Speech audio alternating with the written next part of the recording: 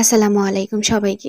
আজকের ভিডিওতে আমি আপনাদেরকে দেখাবো কিভাবে চিরদিনের জন্য ফেসবুক আইডি ডিলিট করবেন। শুধু ডিঅ্যাক্টিভ না, একদম পার্মানেন্টলি মুছে ফেলতে পারবেন।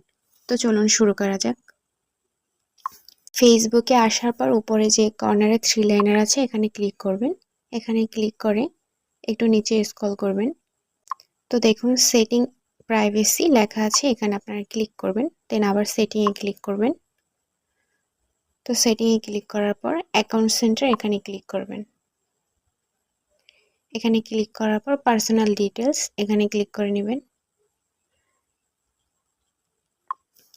তো এখানে একটা অপশন আছে অ্যাকাউন্ট অনারশিপ অ্যান্ড কন্ট্রোল, এখানে ক্লিক করবেন। এখানে ক্লিক করার পর দেন ডিঅ্যাক্টিভেশন এখানে ক্লিক করে নেবেন।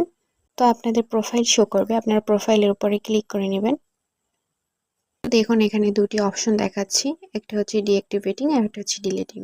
তো ডিঅ্যাক্টিভেটিংটা অনেকে জানেন, আবার অনেকে জানেন না। তো যারা জানেন না তাদের জন্য আমি বলছি, ডিঅ্যাক্টিভেটিংটা হচ্ছে আপনাদের কোনো ফেসবুক আইডি বা পেজ বা কোনো গ্রুপে আপনারা পোস্ট করেছেন বা কারোর সাথে চ্যাটিং করেছেন, সেটা ভ্যানিশ হয়ে যাবে এবং আপনার আইডির অস্তিত্ব কেউ খুঁজে পাবে না ডিলিটিং যদি আপনারা করেন। সেকেন্ড হচ্ছে ডিলিটিং। এই অপশনটা আপনারা যদি কন্টিনিউ করেন তাহলে হচ্ছে আপনাদের পার্মানেন্টলি আইডিটা ডিলিট হয়ে যাবে। তো আমি সেটা দেখাচ্ছি। আমি ডিলিট অপশনে গিয়ে কন্টিনিউ করে দিচ্ছি। আপনাদের কিছু এরকম শর্ত চাইবে যে কেন আপনারা ফেসবুকটা ডিলিট করতে চাচ্ছেন। তো আমি ফার্স্ট অপশনটা দিয়ে নিচ্ছি, দেন আবার কন্টিনিউ করে দিচ্ছি, দেন আবার কন্টিনিউ করবেন। তো আবার একটু নিচে স্ক্রল করবেন, স্ক্রল করার পর আবার কন্টিনিউ করে দিবেন।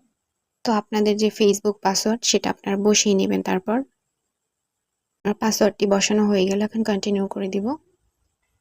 তো তারপরে এরকম একটি ইন্টারফেস চলে আসবে। তো তারপর ডিলিট অ্যাকাউন্ট এখানে ক্লিক করে নেবেন।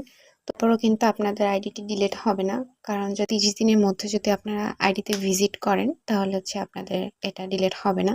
30 দিন ওভার হয়ে যায় তা হচ্ছে আপনার আইডিটা ডিলিট হয়ে যাবে। তো আজকের ভিডিওটি এই পর্যন্তই। ভিডিওটি ভালো লাগলে অবশ্যই লাইক, কমেন্ট, শেয়ার এবং সাবস্ক্রাইব করবেন। আল্লাহ হাফেজ।